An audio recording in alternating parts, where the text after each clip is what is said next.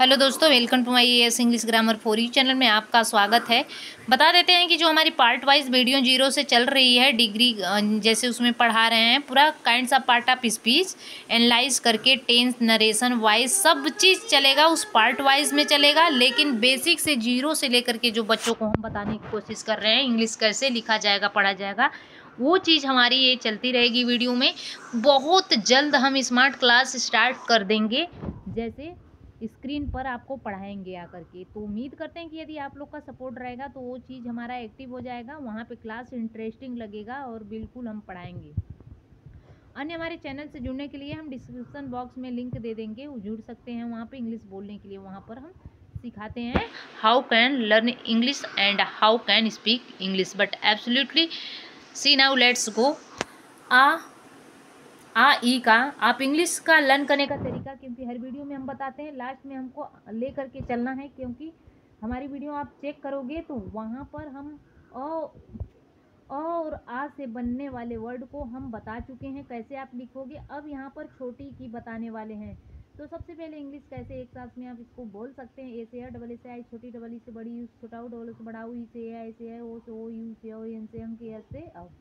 तो भी हमारी सांसें अभी एक्स्ट्रा बच गई इसको पढ़ने के बाद, तो आप भी पढ़ लोगे इसी तरह से, क्योंकि बिना देखे ही हम पढ़ लेते हैं। एक बार सांस रोक करके तो आप भी पढ़ लेंगे।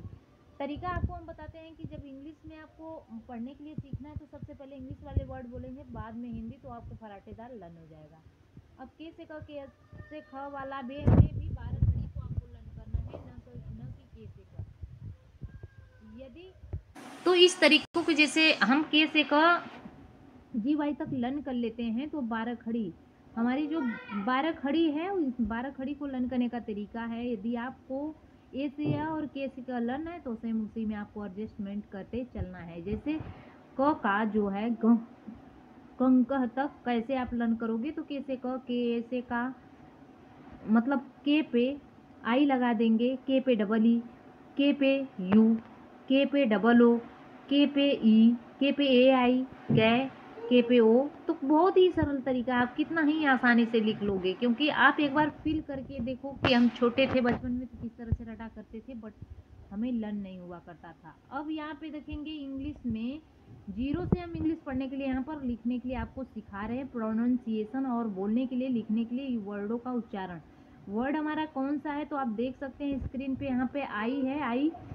आई किससे होती है, छोटी ई से आई होती है, जिसकी ई आई भी लिखा जाता है। ठीक है, तो चलिए देख लेते हैं। यहाँ पर हम बता रहे हैं कि जैसे यहाँ पर है ना काइट, ठीक, क्या है, किट है, सीट है, विन है।